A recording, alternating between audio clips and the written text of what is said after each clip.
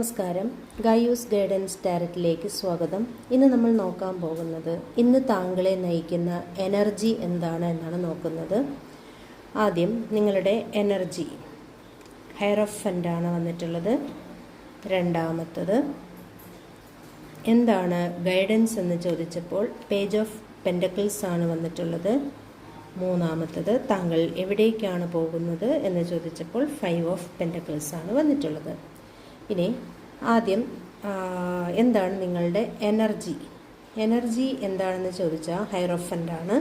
ഹയറോഫൻ്റ് എന്ന് പറയുമ്പോൾ തന്നെ നമ്മുടെ അവബോധം അല്ലെങ്കിൽ നമ്മുടെ ഉള്ളിലുള്ള ഒരു ഇത് അല്ലെങ്കിൽ നമ്മളൊരു ഗുരുവിൻ്റെ ഉപദേശം കേൾക്കണം, അല്ലെങ്കിൽ ഒരു എന്താ പറയുക, നമ്മളെ നയിക്കുന്നത് ഒരു ആത്മീയമായ ഉൾക്കാഴ്ചയോ അല്ലെങ്കിൽ നമ്മുടെ പരമ്പരാഗതമായ അറിവോ അല്ലെങ്കിൽ നമ്മുടെ ഗുരുവിൻ്റെ ഒരു ഉപദേശം സ്വീകരിച്ച് ആ മാർഗനിർദ്ദേശത്തിലൂടെയോ ഇങ്ങനെ പോകുന്നതാവണം എന്നാണ് കാണിക്കുന്നത്.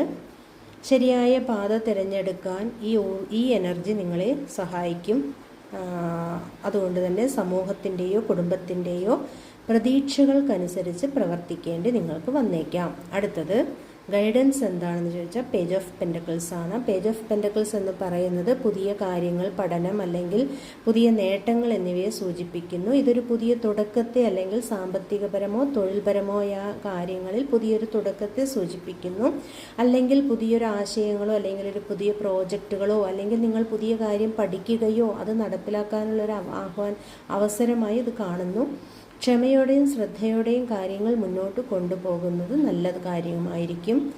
അതുപോലെ തന്നെ പുതിയ കാര്യങ്ങൾ പഠിക്കാൻ ഉള്ള സമയമാണിത്. ഓക്കെ, ഇനി അടുത്തത് എവിടേക്കാണ് താങ്കൾ പോകുന്നത് എന്ന് ചോദിച്ചാൽ 5 ഓഫ് പെൻറ്റക്കിൾസ് ആണ്.